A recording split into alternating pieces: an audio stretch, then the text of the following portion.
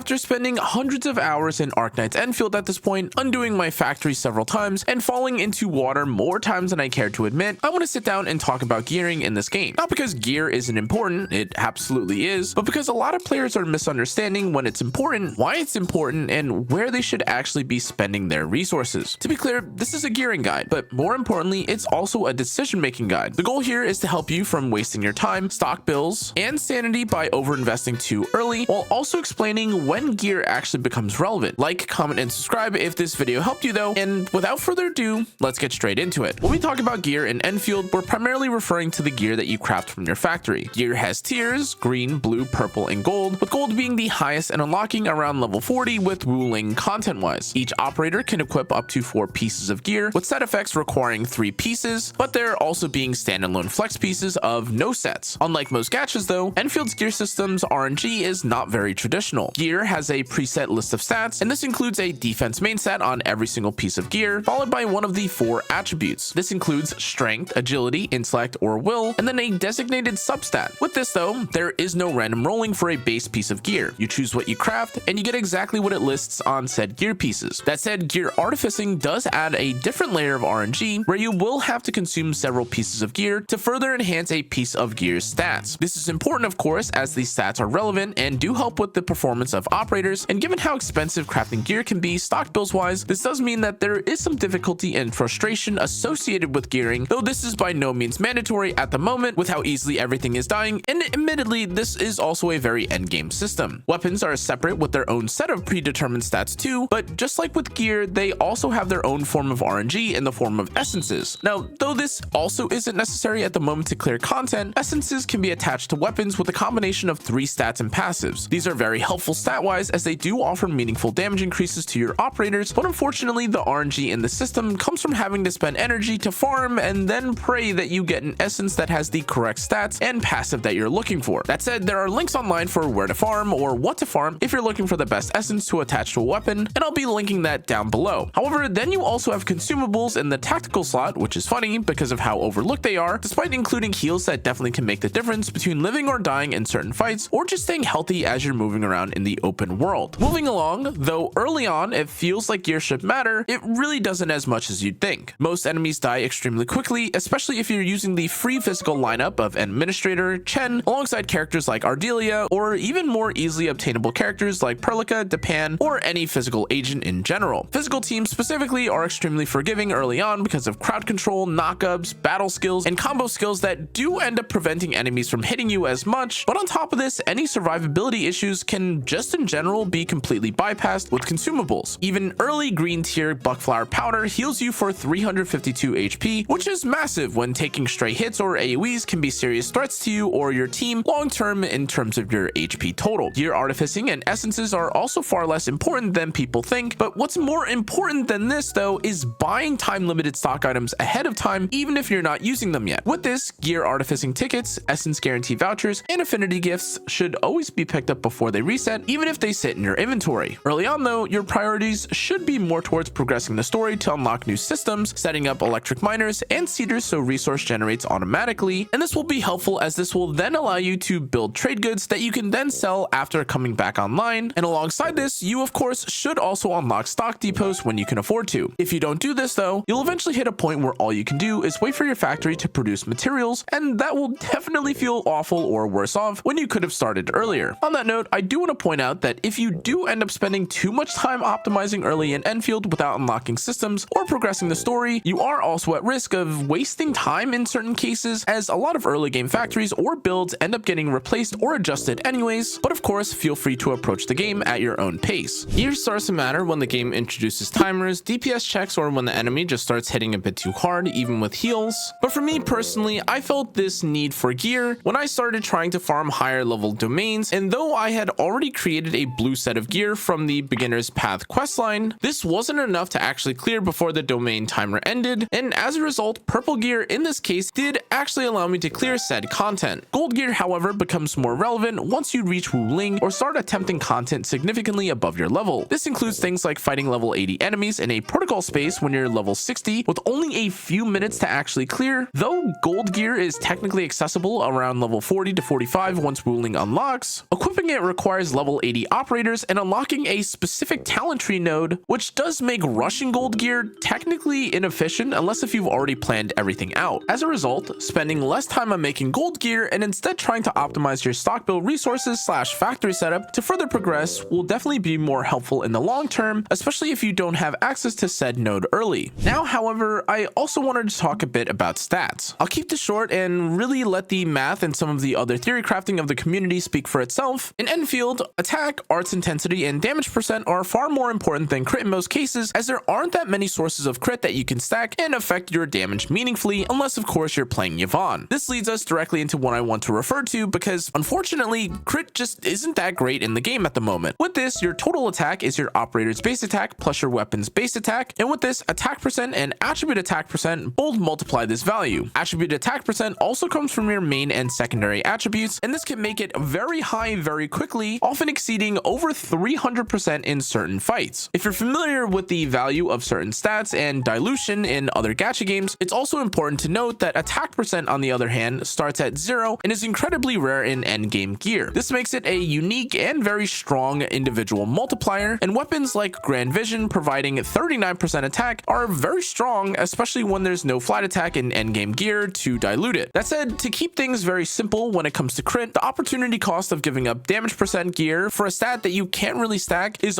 already very punishing, and on top of this, there isn't any crit damage on gear or weapons. As a result, though a 1.5 crit multiplier sounds good, it's really not as insane as you'd think, especially when you're giving up permanent multipliers that apply all the time for a stat that doesn't even crit consistently. And of course, though I am excluding Yvonne in this case, crit just simply isn't worth forcing. Now, one of the most important things to understand about gearing though in Endfield is that every operator has a preferred main and secondary attribute. This matters a lot more than people expect, especially because of how many gear sets that have multiple possible pieces that you can choose from. But the reason I mention this specifically is because typically only one of the pieces within these gear sets will actually line up with the attribute that your character wants. Now, since initial base gear also has no RNG, this also becomes one of the first filters that you should use when deciding whether a piece is even worth considering building. If the main attribute doesn't match with what the character scales with, the piece is usually something that you'll skip, or you should try and find if there's another piece that actually has the correct main stat. To give a specific example though, Last Rite prefers strength as a main attribute and will as his secondary, and when you're choosing gear for her, this matters equally as much as the set bonus itself. After this though, you'll start looking for things like ultimate damage, ultimate gain efficiency, or other bonuses that actually interact with their kit. But if we use another example on physical focused operators like Chen, Administrator, and Li Feng, you're generally looking for bonuses that improve their interaction with staggered enemies as they do so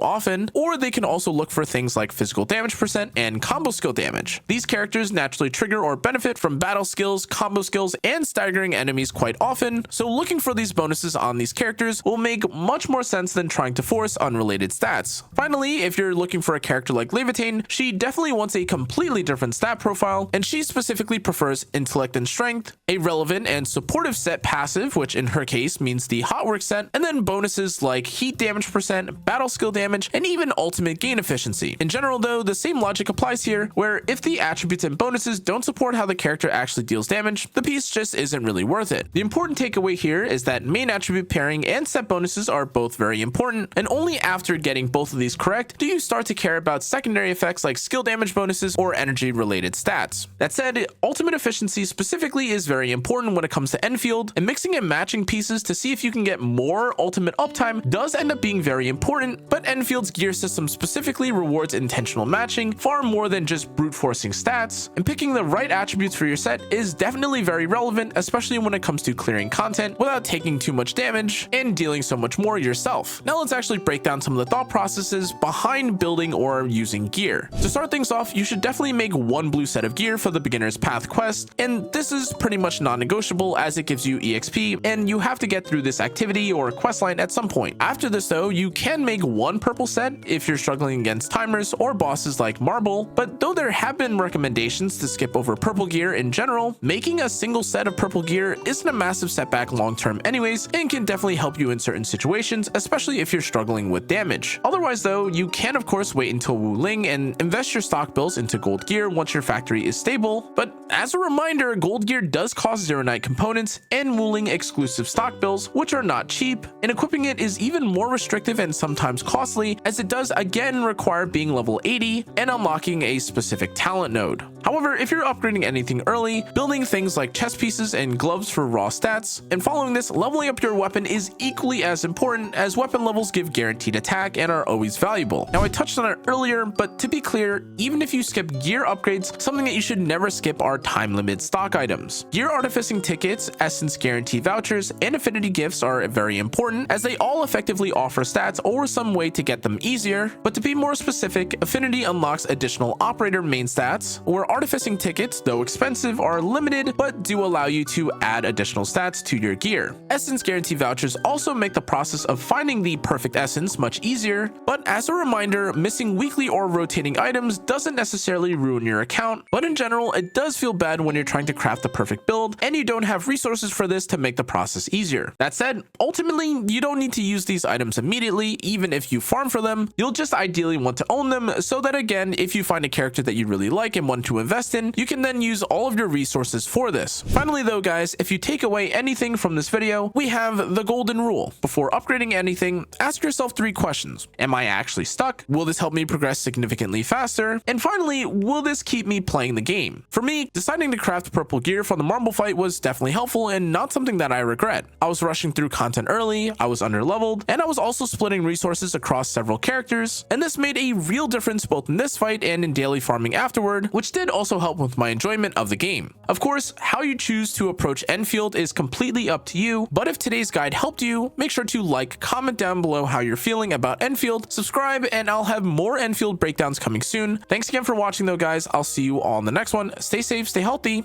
good night.